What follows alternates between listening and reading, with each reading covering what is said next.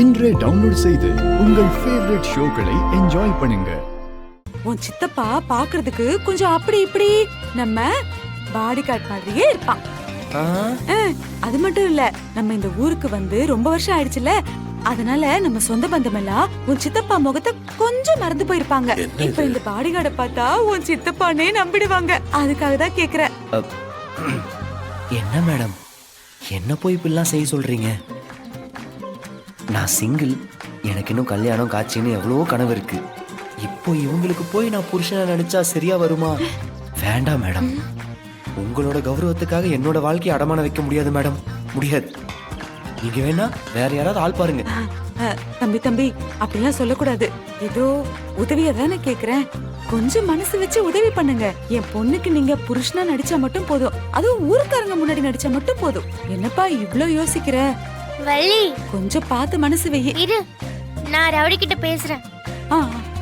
Rowdy, Valli அம்மா தான் எவ்வளவு கேக்குறாங்கல்ல, சும்மா ஆக்டிங் தானே, பண்ணிக்கிடு ரவுடி. பாப்பா, உனக்காக நான் என்ன வேணாலும் செய்யறேன், ஆனா இது சரியா வராது. எனக்கு பொய் சொல்றதுங்கிறது சுத்தமா பிடிக்காது. இங்கதான் பாக்குறாளா? அப்புறம் நான் போய் உன் சித்தியை தொட்டு தூக்கி புருஷனா நடிச்சு, நான் போய் அதெல்லாம் ஒரு பாடி கார்டா சொல்லும் போதே ஒரு மாதிரி இருக்கு. வா ரவுடி, உனக்கு சித்தி மேல ஒரு கண்ணுன்னு தெரியும். ரொம்ப ஓவரா சீன் போடாம இது செய்யு. இந்த மாதிரி சான்ஸ் எல்லாம் எப்பயாதான் கிடைக்கும், விட்டுறாத.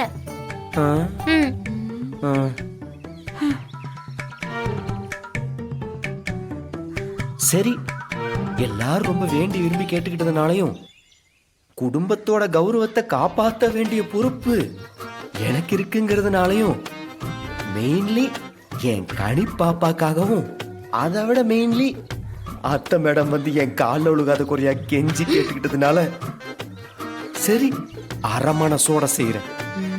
Only half you know. இங்க பாருங்க வள்ளி மேடம், எனக்கு இதுல துளி கூட விருப்பம் இல்லை.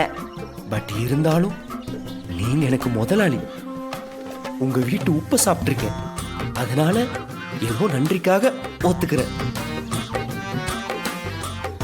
இந்நேரம் போயிருக்கணுமே, போயிட்டா. ஓ இவன பாப்பா அங்க பாரு எப்படி இருக்கு.